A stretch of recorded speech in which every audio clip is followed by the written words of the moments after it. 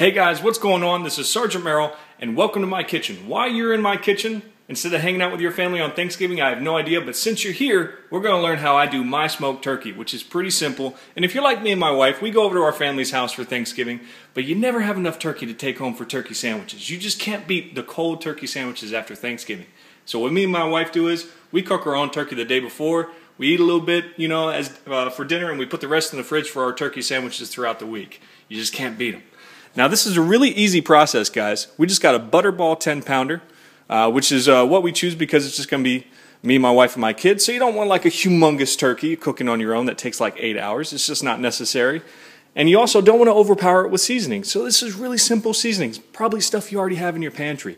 I use black pepper, I use salt, I use celery salt, ground cumin, some sugar, and some brown sugar.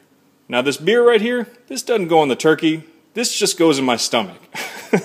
And you know what? If you're not having a beer while you're grilling or smoking, it's probably not going to turn out right. That's just my opinion, though. As far as mixing it all together, guys, you just got to do it to your own taste. Some people like it more sweet. Some people like it more salty. Sometimes I like to put a little hot spice in there, but since my kid's going to be eating this, I don't want her to not like it. And when you're seasoning it, you put it all along the outside, pull up this skin right here, get in on the inside on the breasts, and then open it up. And then you're going to put seasoning all along the inside. But again, you don't want to overpower it. So it's not something that you want to put a whole lot of seasoning on. You just want to get a nice good coat around the outside. And then when you're doing that, you're going to take this garlic and this onion, peel them, put them right up in there. So here we got the turkey nice and seasoned. Do a nice little light coat on the outside, tucked up the skin, got on the inside, went into the cavity, rubbed that with seasoning. Got our sweet onion in here with only a couple cloves of garlic. You don't want to use the whole bulb. Some people have a little bit of a stomach issue with too much garlic, including myself. And again, you don't want to overpower that turkey flavor. The turkey flavor is what you're going for. So just keep that right there. And now the fun part. We go get the grill ready.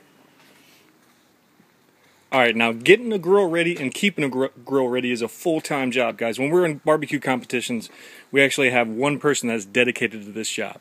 But the best way to do it with this turkey right here, we're going to lay a nice little bed of coals. We're going to get that nice and hot. I got some mesquite wood that I've been soaking in water. And we're going to lay that on top of that. Once the coals are nice and ready, close it. Let this thing get nice and smoked up while that turkey is marinating in the seasonings. And then we're going to take this cherry wood right as I put the turkey in there and just kind of lay it over the top to get that nice cherry smoke as well as the mesquite. It comes together really well, guys, and I'll show you once it gets started.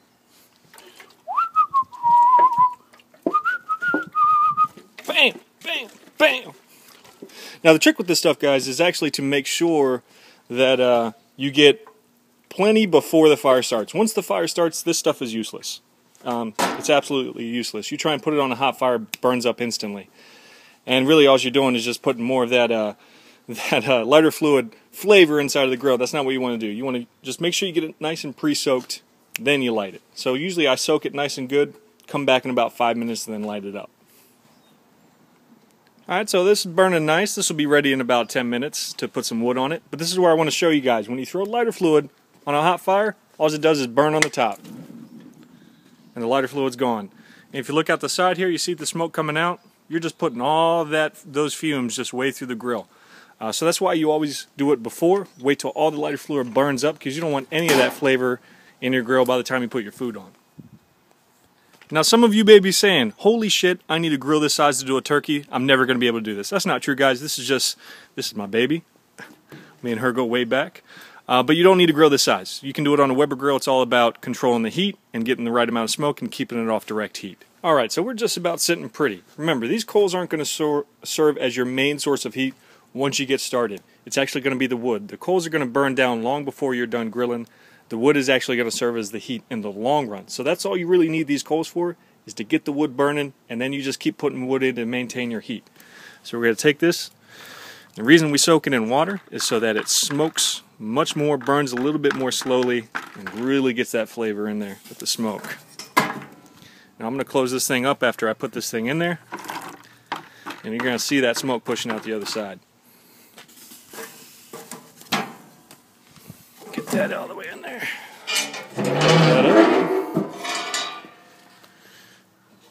This is how we maintain our heat right here. And just look at that smoke coming out. all that's going to be what cooks our turkey. So now we just close this sucker up, lock it nice and tight, make sure you got enough airflow coming out the top. And again, you don't need a huge grill for this. This is all done on a Weber grill, smaller grills too. Like I said, just keep it off direct heat and make sure you maintain the temperature of 350 degrees. That's what we're going for. So this temperature gauge is a little off. So once this hits about 225, I'm going to feel confident to put the turkey in there. Looking about 225, 250, that's perfect. Like I said, that temperature gauge is a little off. It always shows lower than what it actually is. Come look at our fire. That's exactly what we want to see. Nice and burning, smoke coming out the top. Temperature is good to go. The grill is nice and aerated with all that smoke. We are ready to put our turkey in, but I need 2 hands, so I'm going to do that now. All right, now this is beautiful. We got a turkey in there. Put a little foil lid on top of it. Not really making it tight, not trying to make it airtight, just trying to keep a lot of those fluids nice and in there when it steams up, gets into the turkey. We're going to close that. We're going to close our heat a little bit because I noticed it was climbing really high. So we're just going to choke off some of the oxygen to the fire. Now we're going to open this up. Oh yeah, it looks good. I'm going to take some of this cherry wood. I'm going to throw that right on the top. So it's been about 4.5 hours. I've had some beers, I've watched the game, I even got my hair cut in the meantime. So just having a good time while this thing has been smoking. It's pretty much done. The magical temperature, I just checked it with the temperature gauge. The magical temperature is 165 degrees for poultry. Everything on here is 165. Come take a look at it. That thing is outstanding. This thing is good. I've been rotating it throughout the whole time. So it's good to go. Smells outstanding, looks great. We're going to cut it open, make sure it's good to go.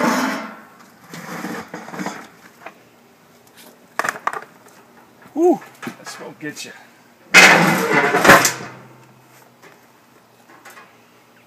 So I'm just going to cut right in here to the breast and show you just how juicy it is when you smoke it in this fashion.